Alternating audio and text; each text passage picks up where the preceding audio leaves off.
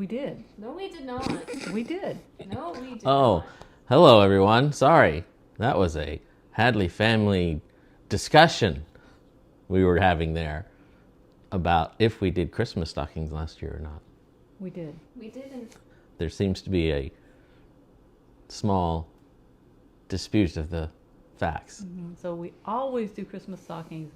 Why would we not have done them last year? And yet Aspen says, no, I didn't get anything in my stockings last year. And so we've been discussing that. I remain happily on the sidelines. No one expects me to remember last week, so, I'm in the clear. Anyway, so welcome to Christmas break if you've been in school, because it is break for us now.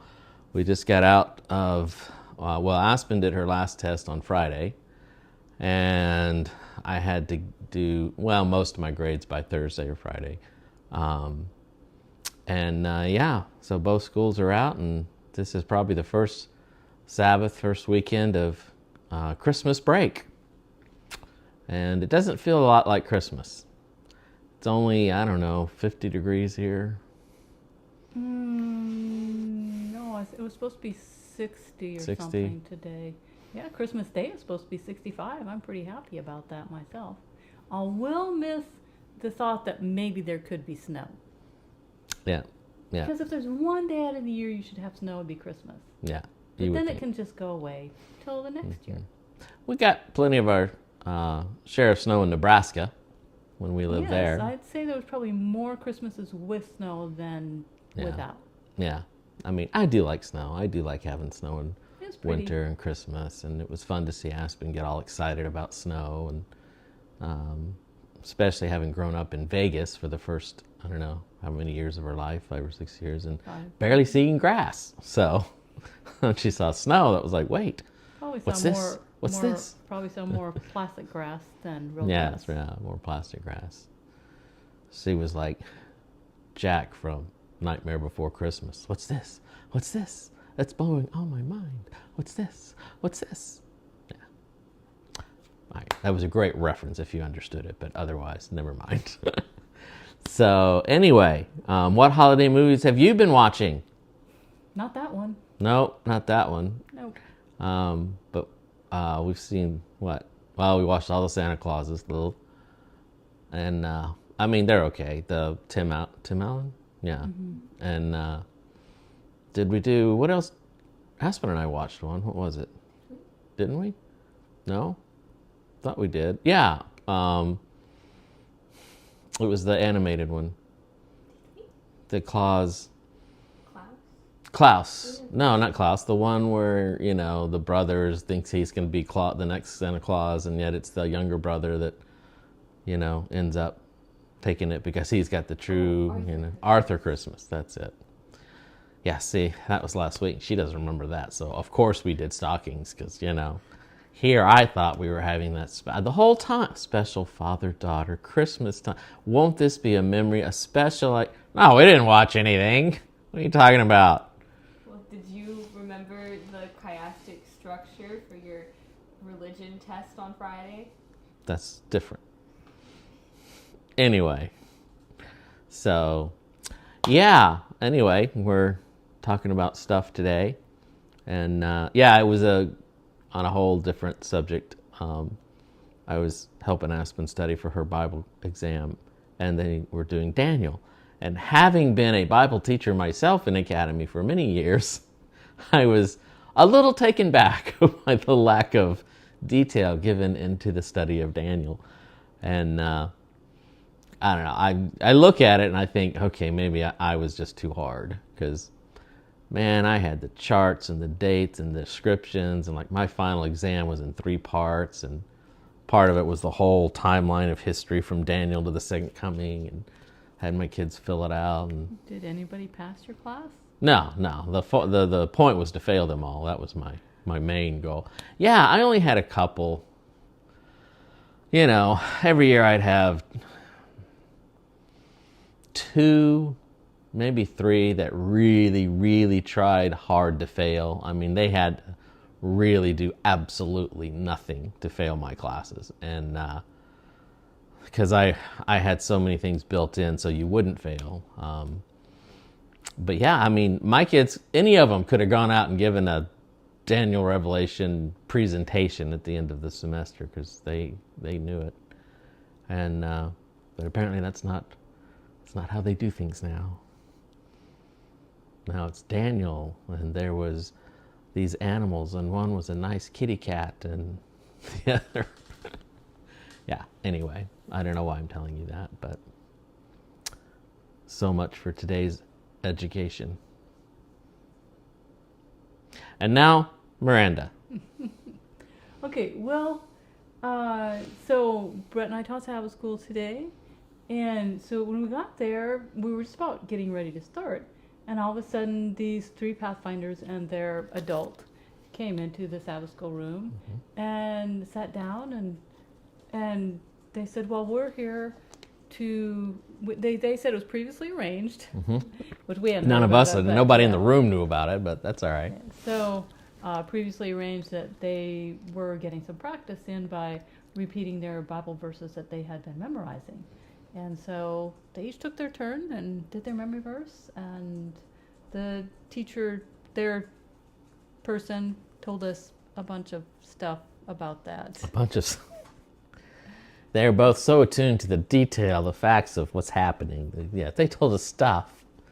No, they were 3 on the team for the Bible challenge. There's a big around here. They're really into this in Texas, and it's the division-wide Bible challenge, Bible Bowl they call it in some places. But they go in and they have teams of Pathfinders from all over that answer Bible questions and quote text and stuff. And so they had to memorize, like 80 verses or something, and they were going to cite one of them for us today.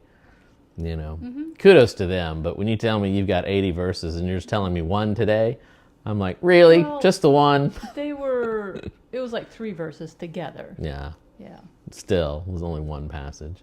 I'm like, I'm thinking you got that one down. The 80? I don't know. Anyway, they were really into it here. I don't know. They did pretty well last year, I guess. Now they're trying to go back and win the Nationals or something. They didn't do that when I was in Pathfinders. No, me either. So anyways, You were in Pathfinders? Yeah. I didn't know that. Yes. When were you in Pathfinders? When I was a kid. Well, how far did you get? Probably I went through everything but the Master Guide stuff. You did not. Yeah. You did not. I did. I went to Adventist schools the whole time. I think for a second. I didn't even get out of Friend. How did you get out of the... Friend was 4th grade, wasn't it? Yeah. Yeah. Wow, I had no idea. Did you have the sash and everything? Yes, of course I did. Oh my gosh. Yeah. Well, Yep. how long have we been married? And I didn't know this? She didn't tell me things. I just find these things out. She was not just in Pathfinders, but you were one shy of Master Guide World Explorer Extraordinaire, and I couldn't get out of Friend. I'm leaving. You do this whole thing yourself. Apparently, you're more qualified than I am. Well, anyways, after they left, Brett has this really great Pathfinder story, and he's like, well, I got this great Pathfinder story, but we don't really have time to tell it. Of course, everybody's sitting on their edge of their seat, wanting Brett to tell them, the story. And he's like, well, it doesn't really go with what we're talking about today. And I said, you know what? I said, you go ahead and tell the story, and I'll come up with an analogy to make it go with our lesson study. And so... She has an annoying way of doing that with everything in life. Sitting in traffic. This is an illustration. So Brett's going to share the same story that he told to the people in Sabbath school today. And then I shall wrap that up with the analogy. You did actually do that really well. I was impressed when you took the Mad Libs in Sabbath school and were able to make lessons out of the things the kids came up with randomly. Oh, that was a lot of fun. I'm half tempted to do that in adult Sabbath school. Yeah, we should actually try that. Just for a fun, we'll bring snacks for everybody. That would everybody be. Talk about their week, and then we'll do some Mad Libs. And You should do that. You should do that. I've seen it in action. It's pretty cool. It's fun. Especially when the kids are trying to, make stuff up and make it as hard for her as they possibly can to come up with any kind of spiritual allegory. But she always outsmarted them. Yeah, but they had their opportunity to come up with an analogy as well. I'll have to say some of them were really pretty good at it. Yes. Yeah. Anyway, Aspen's sitting there looking bored. You want to tell your story? Oh, right, my story. So, here we go. So, this is, I always say this is a Pathfinder story to end all Pathfinder stories. It's a true story, and I have wanted, all my life to write a book about it or make it into a movie. One day, maybe, if someone gives me the money, I'll make it into a movie, because it would be a really good movie. I didn't get pictures of this. So in Pathfinders, I'll say that. Let me start at the beginning. So in my 8th grade year, I went to a junior academy, and in the junior academy, 8th grade is like the top. You're almost to the top, right? And so that's the year where, you're finally at the apex of the, teenage social ladder. I was, my year, and I was needing to be the, suave, cool, boy on top at Columbia Junior Academy. No suave, cool 8th grade boy ever existed. No, but we thought we did in our minds, And anyway, so, you're kind of being, as you do in those days, you're trying to be careful of, who you associate with, because, getting in the wrong group and, oh my goodness, your social, life is completely devastated. Well, the absolute wrong group in that year was the Pathfinders. They had their heyday. In fact, I was in Pathfinder way earlier when there was like 50, 60 kids in it. And that was when I was in 4th, 5th grade, But something happened and it just was devastated, and no one did Pathfinders anymore. It was just a loser if you went to Pathfinders. You didn't have anything to do after school, so you went to Pathfinders. So no way, I was not going to Pathfinders. And anyway, one night I was watching I can hear it in my head. I was watching TV, and I remember it was Happy Days, and my mom answers the phone, or the mom answers the phone. And I'm the only one at home at this point. My brother and sister are gone to Canada. So if there's anybody going to be talked about, it's going to be me. I'm the only one there. And so she said, oh, yeah, he's here. I'm like, oh, no, who is this? And, oh, really? Oh, I can't. That's too bad. Yeah. What? No, he would be happy to do that. He'd love to. I'll bring him right over. And I'm thinking, who is she talking to? And so hang out and it's like, get your coat on. I was like, what? Where are we going? What have you gotten me into? Just get your coat on. So we got in the car, and she didn't tell me. And we were driving, and finally we got to a house.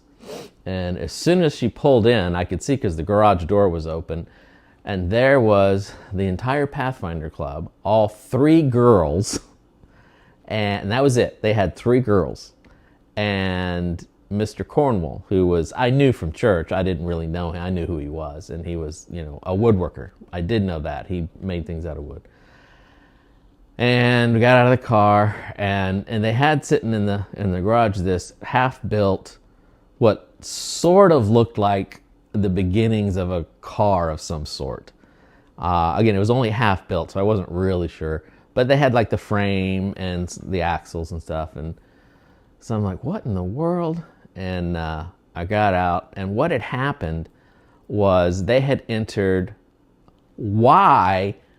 a Pathfinder club of 3 people entered the soapbox derby race for the Carolina Conference or Southern Union, and thinking they could do it. But they had entered this Pathfinder soapbox derby race.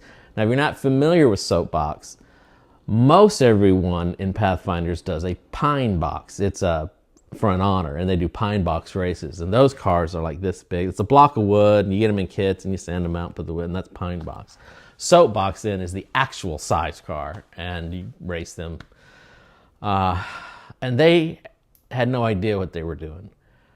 And none of them had ever seen a soapbox. And this is obviously way before Google existed. And so you couldn't just look this thing up. And all they had to go by was the directions from the Pathfinder organization. And they got halfway done, and realized nobody fit in the car, and they had already built the frame. And so they're half done with the car and they can't get anybody in it. So they asked themselves, who is the smallest, shortest kid in school who is Pathfinder age? And immediately it was me, because I was the smallest kid in school up to my junior year in academy. So, boom. They got me in this car. Mr. Cornwell lifted me up, put me in, and my shoulders, I had to, just to get in, I was almost down, and he was like, let me help. Boom! And he pushed me down. Thunk, I went in, right? And I fit, barely, but I fit. And he put a hat on me. He said, welcome to Pathfinders. And I was devastated, because now I had no choice. I was an 8th grader. I must do what my mother tells me to do. And she said, you will do this. And so there I was, and we built this car and had no clue what we were doing. And Mr. Cornwell was such an honest man of the highest integrity. He followed the rules absolutely to the letter. And if there was any doubt, he would always err on the side of caution. And the rule said the kids had to build the car. Parents could not help build the car. They could direct, they could get supplies, they could help, like if something needed to be cut or sawed, they could do that, but they could not, actually put things and build it. The kids had to do that. And so we did, and it was everywhere along the way, running into stuff, and it was like, can't you just do this or tell it? No, and he wasn't quite Jesus is watching, but he was very much a very righteous, spiritual man of integrity. And so we painfully made our way through. And I remember when we tested it, and this may take a while. Miranda told me, don't cut these things out. She said, tell the whole story. So we got the thing built, and we didn't know how to test it, because none of us had ever seen a race. And we didn't know how. There's no motor on a soapbox derby car. It's supposed to run by gravity. And we're like, well, how do we test it and make sure it's so? We took it out on the street, and Mr. Cornwell got behind it and got me in it, and he just ran and pushed it as hard and fast as he could, and it was shoom, and I found out later we were going far faster at our tests than we were ever going to go on the actual soapbox derby. We were flying down the hills in his neighborhood, and we thought, well, if this is it, it works, and then we got there and like, this is what we're doing. Anyway, so we loaded up and hauled it up to the race area, which was in Darlington, South Carolina. And if you know anything about NASCAR, Darlington is where the worst, hardest, most wreck NASCAR race is at. And that's where we were having our soapbox derby race. They had a soapbox derby track there in Darlington. And so if you don't know what a soapbox derby track looks like, there's a flat part where you get in your car, and then there's this slant, this downhill that they've usually built a big platform, but a real angled slant, and then a long straightaway to the finish line, because the gravity pulls your car, and that's what gets you going. And so when we got there, it was very clear to us no one had followed the rules but us. These cars, we were looking from all these clubs all over, had been professionally finished, and they had glazed on outside, and they had flames coming up the side, and no kid built any of those cars, and there was even like 3 clubs where one of the parents had detail shops, as that's what they did, and it was painfully obvious that's who actually painted the car. Mr. Cornwell made us paint our own car, and so we just got paint from the paint store, and we slapped it on the side. We didn't seal it or anything, so it soaks up the paint. So just like we put blue and white on our car, and it was the ugliest, most hideous thing you'd ever seen. And not knowing how to design it, we just built a simple wedge, and it was humiliating. It was absolutely humiliating. And anyway, so we get into the race, and the first race, we got our cars, and what happens is they have this wooden block that keeps your car from going down. And on mark, set, go, the block drops and both cars go downhill, and then you hit the straightaway.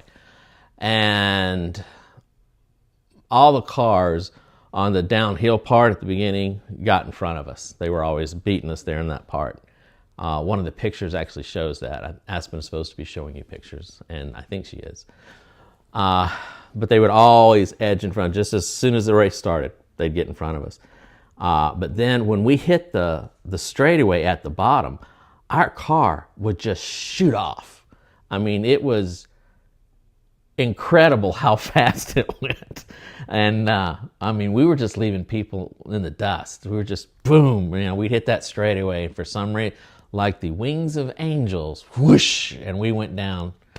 And we were just winning race after race. And it's one of those things where the crowd, to begin with, feels really sorry for you when they see your car. And then it just kind of built, like the ugliest car out here is winning, It's like, yay! And then we got the whole crowd behind us. And but how you get the car back up to the top of the course is they load it onto a flatbed truck. And I think there's a picture with the car on the truck. There should be, and they put it on there and they drive it back to the top of the hill and you unload it. While they were doing that, about halfway through the races, they dropped our car and it went down and slammed and it bent the front axle. And they were so sorry, but we were killing everybody, and all of a sudden our car was out because they bent our axle because they dropped it. And anyway, I think we had like 15 minutes to fix it. And so Mr. Cornell grabs my ankles and lowers me into the car, gives me a hammer. We're trying to pound the thing out, trying to straighten the axle as good as we can. And so, did the best we could. And the next race, everyone's like, what's going to happen? What's going to happen, And so we got down, and when we hit the flat and the straightaway, we were still taking off, but we weren't getting as head as much as we used to. And instead of just shoo, now the car was going down the racetrack, and I'm like, and but we were still winning, just not by as much. And so we did, I think, like 3-4 more races.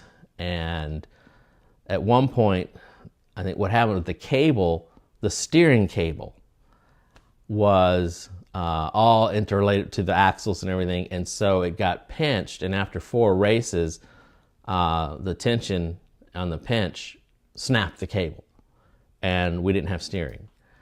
So then it was another 15 minutes to, back to the ankles, drop him in the car. And, I'm in the 8th grade, I'm not a mechanic, and we're just trying to tie this cable off as best we could so we could, because we're winning and we didn't want to just, forfeit. And so in the end we did a couple more races, and now we were winning just barely now. So the beginning of the race we were way out, and then after they dropped it the first time and now we were just nosing by everybody.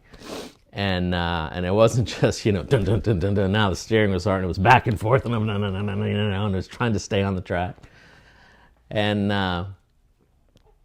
so we got down to the last race, and the very last, we were racing the champions from the year before.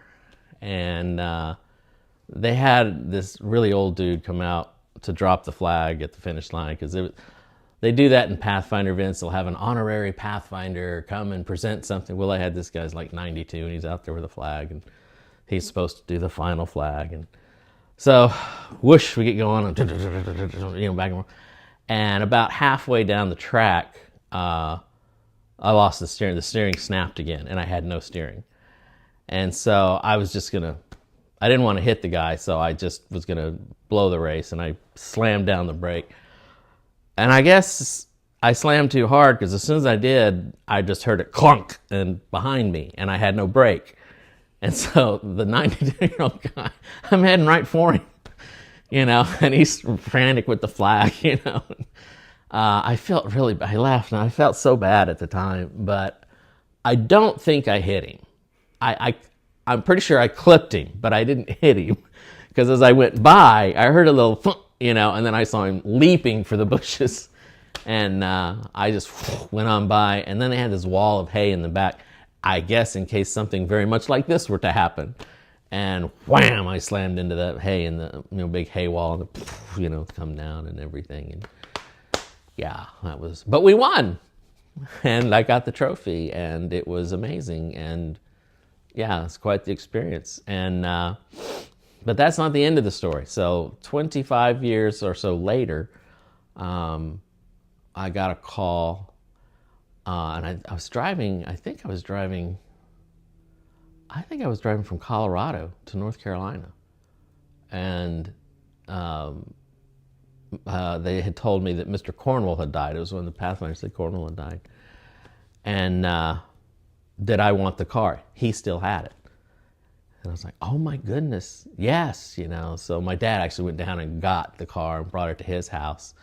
And once when we were all down there visiting my dad, I took Aspen and we went out in the back, and there it is. And, I was like, the car, and you can see how ugly it was.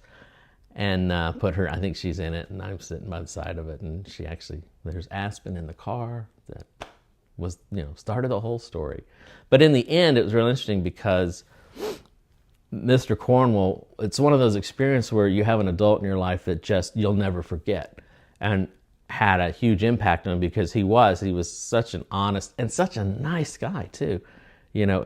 He really instilled in me a sense of honesty and integrity, and that had a big impact when I was in the 8th grade. Plus, these 3 kids that were in Pathfinders, we ended up being best friends. I stayed in Pathfinders the rest of the year, and we actually made really good friends. And it was not lost on my little 8th grade mind how I had judged things and deemed things to be bad and was totally wrong about it, and learned this lesson about, not that everybody is, good and equal, and we're all, should be loved and nice to each other. And it was like, So even when I was in the 8th grade, I was like, this is one of those stories you read about in Guide that you learn these lessons from. I was like, wow, I just did one. I just don't think I ever told Guide, but yeah. So that was my Pathfinder story, and I think it would make a great movie. But somebody give me money and I'll make that into a movie. Because it has race, it has, relationships, it has learning about honesty, it has lessons to it, it's everything. Yeah. And excitement. We almost run over a guy. Yeah, it's good stuff. Yeah. Now, there you go. Turn that into a moral. Okay, so yeah, like I said, I told Brett that I would, if he told a story, I would make it fit with our lesson. Well, the Sabbath School Quarterly this quarter is all about mission, our mission, God's mission, and such. And so sometimes our mission is like Brett. He had his own personal mission. He wanted to be cool and fit in and such. And which meant, of course, you didn't hang out with the uncool kids and you didn't do uncool things. But the problem is, God had his own plan, right? Okay, and I find it interesting where the guy, what was his name? Mr. Cornwall. Mr. Cornwall. When Brett wasn't quite fitting, he helped him fit, right? Sometimes we think we aren't really going to fit into the plan that God has. We're like, oh, I don't know if I can do that. And so God, if he wants you to do it, he makes sure you're going to fit. And sometimes he gives you a big push down. Yes. Thunk. You will fit. Yes. And Brett talked about humility. Mm-hmm. So being humiliated and being humble is kind of two different things. Yeah. But if you're humble, you will not be humiliated. Right. So God does want us to be humble. And I think I forgot part of my point for that. But what were you talking about at that point in time? Well, about being humiliated, it was like everybody else was, obviously these amazing cars, and ours was ugly. Yeah. You see what other people have, and you're like, oh, wow, we need that. Or, oh, look at us, we have nothing. And yet, God, when we are living out God's humility in our own lives, we have everything. We have everything that he created us to be.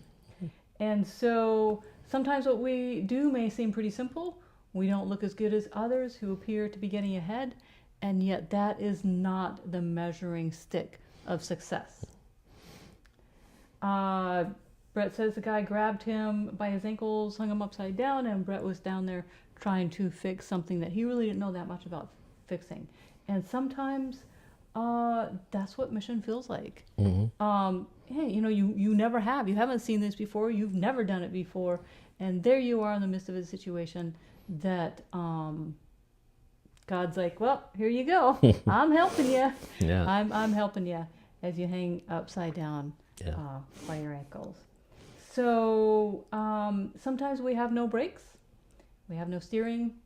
But this is where God does all for us. And this is actually where God wants us to be, is where we quit thinking that we are actually doing it, because we aren't. And we figure that out when we no longer have brakes and when we no longer have steering. Because in the end, they won. No brakes, no steering. And yet, they still won. I'm going to really make this hard for her. So God wanted me to crash into that wall of hay, did he? Well, take that and make a lesson out of it. I was thinking about that at the end. I was like, no, never mind that. He crashed into the end. Oh, he had a safety net. I was going to say, it was a safety thing. Yes, there you go. Yes, he didn't just let Brett go on to whatever, and where somebody else may have gotten hurt or Brett may have gotten hurt. He had the safety right there already. It was pre-planned. It was already there. God knows the future. Yep. It was kind of a miracle hit, too, because they didn't put a whole lot of money into I guess they figured no one's actually going to hit it, because I think it was like 2 little things. And I could have easily gone off to the side or anywhere, and I just, boom, right in the middle. Hit it right in the middle. Yeah. Okay, so the question of the day was, are you living out your calling? Oh, for the Sabbath school. Yeah. Actually got asked last week in Sabbath school, and nobody really answered it. Yeah. So I thought, I wanted to answer that in Sabbath school this week, because sometimes we get so bogged down in, oh my goodness, what is my calling in life? What is the mission that God has for me? And we're like, because some people say, oh, well, I just felt really impressed to do that. Or I know that God wanted me to do that because, and I heard a voice behind me telling me, turn to the left or turn to the right, whatever it happened to be. Or go into the hay. Yes, whatever it might be, like we don't feel like we got a specific calling. And so we become kind of bogged down and we don't know what to do. And so we do nothing. Yeah. And that's not a good idea either.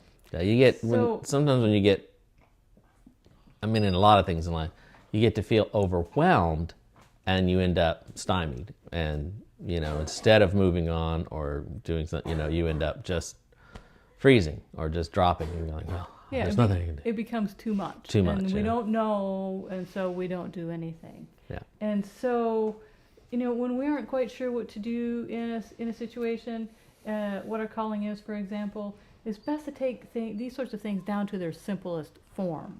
Yeah. So there are times, obviously, all of us have this experience, but there's a lot of times where I'm just overwhelmed with so many things to do, because I'm teaching over at SWAU, I'm chair of the department, I'm teaching over at Chisholm Trail. This next semester I've got a play to do and stuff. And it's just like, and the thing that I guess I learned a long time ago, and is this point, is I stopped trying to think about all of it. And I just start making a list. And the list is the very simple things I can do that are the next, the step, and then the next step to get to the things I need to get done. And I just think, I'm thinking, there's this play, oh my gosh, the work, everything that's going to go to the play is going to be, and you got to start with step 1. You just got to, pick a script. Number 2, you got to just, instead of thinking of everything at once, it's over, you just start with the basic, simple steps. And it's very much that, I think, spiritually as well. Right. And so if you go to the Bible, the one calling that God has given to everyone, every single one, is John 14, verse 15. If you love me, keep my commandments. And then there's Matthew 22, verses 36 to 40, where Jesus says that the two most important commandments, of course, is love God and love your fellow man. And so this is the most basic of callings for everyone. Mm-hmm. Yeah, actually, we did this years ago. I think in Lincoln we were talking about, it was your thing about faith. Give me more faith. And we were talking about the whole, use the faith you have, or what's my will? And it's like, do what you know is in front of you. Do what you know is God's will, and that will lead you to the next thing. Right. That's this. Right, because it's the whole Bible verse where it says, trust in the Lord with all your heart, and lean not on your own understanding, but submit to Him in all your ways, and He will make your paths straight. So when we just start out with that one simple, what God has told us to do, the simplest thing that He has told us to do, then He will make our paths straight. And we cannot see into the future. We don't know what His plans are. When we start living out His plans, He leads us into more of His plans. Right. It's like He sows those seeds of His words into our lives, and when we live those out, it produces fruit. Yes. Yeah. And that's what you're saying here is love your neighbor, love God, and do that. That's, and whatever, that's everybody's calling, everybody's mission. Mm-hmm. Yeah. Yeah. And 1 Corinthians 13, 1-3 kind of expands on that a little bit. If I speak in the tongues of men and angels but have not love, I am only a resounding gong or clanging cymbal. If I have the gift of prophecy and can fathom all mysteries and all knowledge, and if I have a faith that can move mountains but have not love, I am nothing. If I give all I possess to the poor and give my body to hardship that I may boast, but do not have love, I gain nothing. Oh, we didn't do that. I know we didn't do it. We were running out of time. I know. Oh, I wanted to do that in the Sabbath school today. I know. We'll have to try to work it into something. Yeah, because we're going to ask everybody, what instrument did you play or were forced to try and learn as a child, And rarely do you get the cymbals. I did. I was in band. And it was so bad because I didn't read music. And they put me in percussion. Mm-hmm. And it was eventually like, just go hit on something and just keep in time. That's all I got was like, okay. Yeah. But basically, okay, when you hear the cymbals in a band or an orchestra, sometimes they have their big clash and it goes along, but there's not a lot of it. And a lot of times it just creates this small ting, ting, ting at certain moments that it enhances the music. There's a reason why we do not go to concerts that have expert cymbal soloists, because nobody wants to listen to that much just cymbals, clang, clang, clang. I don't care how much of an expert you are, nobody would go to hear that. But this is how our mission is to play into God's mission of love, is just that little ting ting that it becomes a part of it, not its own clang gonging. Take over. If it took over the whole orchestra, it would ruin the music. Mm-hmm. Yeah, and so Brett says that he has a story that he can tell that illustrates this in real life. Yeah, sorta. So when I was at UC Davis in California, I was doing my MFA in theater, and I was lighting design, set design, and so I had to, design lighting for different shows. And they had just built this new theater. The second year I was there, they just built this new theater, the Mondavi Theater. And part of it, they had the big stage theater, and they had a huge, they call it a black box, but it was way big. And had this whole wall in the back of just window glass, and it was really cool. And it was this dance show.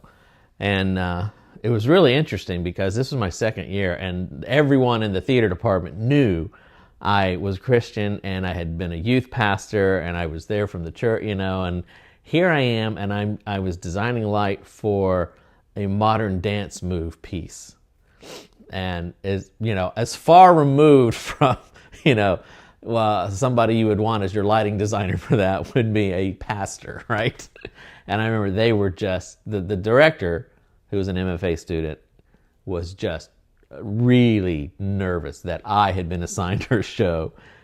So much so, she had asked one of the other MFA lighting guys to try and casually check up and look at it and make sure it was, okay. And I could have gotten really offended. Because this guy was a year behind me, and I easily could have gotten really ticked off about it. But I get it, I was the really odd duck in the department because I was, they come from the church world, right? So I said, I understand, I get it, and but in the end, it was, not to brag, but I was pretty good at lighting design, and so I really went all out for her because it was her MFA show, so I wanted it to be great. So I was actually set and light, and we got this great set put together, and I had these really interesting lights and stuff, and so they did the opening night, and I was just dying to read the review because it was an MFA show, and the newspapers all reviewed the MFA shows.